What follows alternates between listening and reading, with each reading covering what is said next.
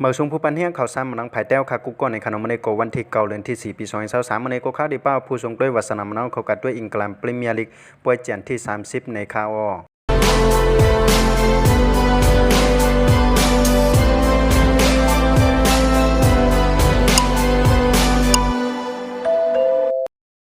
มาด้วยกันที่กุมเจ้าตั้งในขนมมือคำว่าในกฎหมายเชสตาร์ยูไนเต็ดก็เอาไปประดานกับ2-0เฟรนฟอร์นั้นก็ซุ่มปันในยุกับเซยูไนเต็ดกัน1-2เลสตาร์ซิตี้ก็ซุ่มปันเหมือนจะหนังปุ่นหมอก EFC นั่นกับ0-1และฟูลแฮมนั้นก็ซุ่มปันเหมือนจะหนังเวสต์แฮมยูไนเต็ดนั่นกับ0-1เหมือนกันตอตเทนแฮมฮอปสปาก็เอาไปปลายตานั่นกับ2-1เอสตันวิลล่าก็เอาไปนอตติงแฮมฟอร์เรสต์นั่นกับ2-0วูฟแฮมประดานก็เอาไปเชลซีนั่นกับ1-0และกุลึกมือคำว่านั่นก็เซาตำตานั่นก็ซุ่มปันหมายเชสตาร์ซิตี้ก็ขาดกัน1-4ในคาอมาต่อกันที่ข้ามมาจันตะล่างพองในขนมที่1โฮเทลนั่นก็เป็นอาร์เซนอลมิว72หมายที่2นั่นก็เป็นหมายแคสตาร์ซิตี้มิว67หมายอันนี้ก็เลยว่าห่างกันไว้อยู่5หมายในคาอที่3นั่นก็เป็นนายูคาเซยูไนเต็ดมิว56หมายที่4นั่นก็เป็นหมายแคสตาร์ยูไนเต็ดมิว56หมายเหมือนกันกุยกาโกนั่นนายูคาเซสร้างได้นำเลยอยู่ที่3กับกว่าในคาอ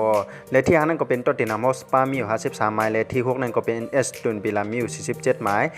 ที่7นั่นก็เป็นไบรตันในคานอมิว46หมายที่8นั่นก็เป็นลิเวอร์พูลที่9นั่นก็เป็นเฟรนท์ฟอร์ดในคานอมิวก็43หมายและที่10นั่นก็เป็นฟูลแฮมในคานอมิว39หมายและที่11นั่นก็เป็นเชลซีมิว39หมายเหมือนกันที่12นั่นก็เป็นวูฟแฮมป์ตันในคานอมิว31หมายที่13นั่นก็เป็นเวสต์แฮมที่14นั่นก็เป็นคริสเตเปเลที่15นั่นก็เป็นปุนมอกในคานอมิวก็30หมายที่16นั่นก็เป็นลีดส์ยูไนเต็ดในคานอมิว29หมายและที่17นั่นก็เป็นเอเวอร์ตันมิว27หมายในส่วนตกชั้น3จุ่มนั้นที่18นั่นก็เป็นนอตติงแฮมฟอร์เรสต์มิว27หมายที่19นั่นก็เป็นเลสเตอร์ซิตี้ในคานอมิว25หมายและที่20นั่นก็เป็นเซาท์แฮมป์ตันในคานอมิว23หมายมาด้วยกันนี้ผู้สร้างกุ้งพองในคานอผู้สร้างกุ้งและนำโดยสิบปืนก็เป็นเออร์ลิงพวกฮาแลนด์ของแมนเชสเตอร์ซิตี้สร้างกับยาว30กูในคาอเปิดเจนที่30บนด่านในคำได้กดติ๊กเกอร์อยู่แทง2กูในคานอก็เป็นดินยูไนเต็ดก็แดงแยกดังคริสเตเบเลตและแทงกูนึงนั่นก็เป็นกูปิกแม็กคึกแคมดีด้วยในคานอก็เป็นลิเวอร์พูลก็แดงแยกกันดังอาร์เซนอลเข้ายาม10 โมงครึ่งในคาอโอเคตั้งเสียงดังหมดก็มีจึงหนังในคานอไว้มีข่าวคืบหน้าจึงในข่าวจ่องเอามารายงานนี่ให้ผู้ส่งด้วยวัฒนมนเขาหูกว่าจำกันในคานอกำเนิดส่วนในกข่าวย้อนสู่ปัญหาผู้ปัญหาข่าวสารมนังภายใต้ข่าวอยู่ในมีเงินหางลีกึ้งปืนกันกูก็กูกวนเชกัมขาข่าวสารมนังภายใต้ใหม่ทรงค่า